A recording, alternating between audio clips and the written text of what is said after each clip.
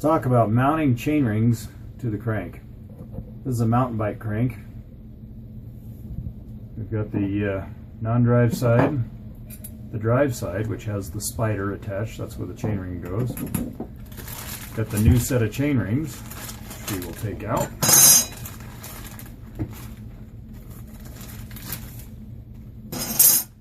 And a bottom bracket. The crank should have a bottom bracket. If not, you need a new bottom bracket with a new crank. I won't go into installation of that because those are different based on different kinds of bikes.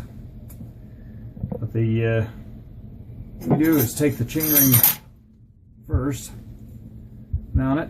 It has an orientation tab, either a arrow like shown here, or in this case it also has a mechanical divot.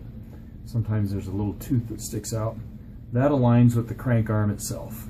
So it will go in this orientation, like that.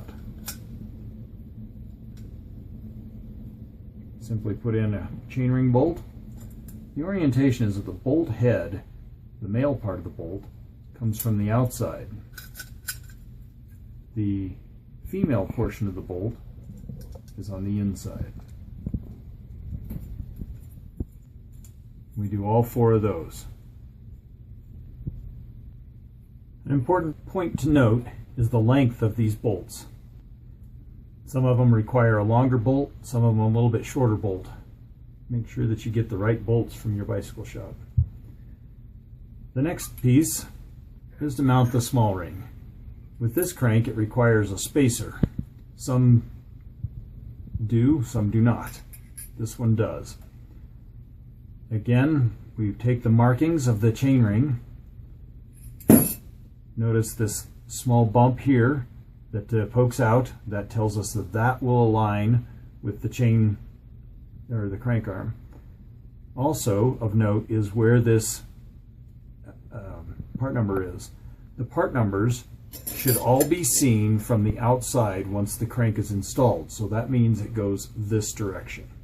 That is the orientation for the small ring. We simply line up the holes.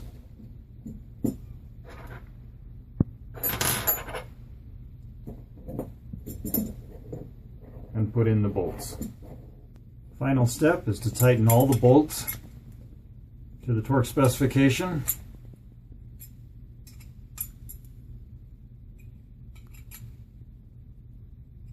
And the crank is now ready with the brand new rings to be mounted on your bike.